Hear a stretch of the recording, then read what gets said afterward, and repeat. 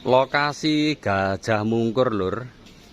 Iki dino iki eneng nggone musim kemarau panjang ya. Jadi posisi Gajah Mungkur banyune tinggal sedikit.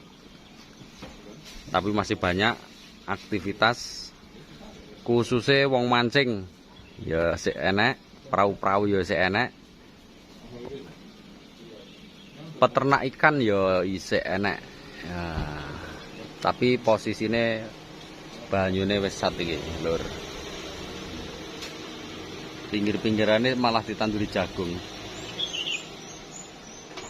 Praune akeh sing nang nggone dasar, lur. Nah, iki.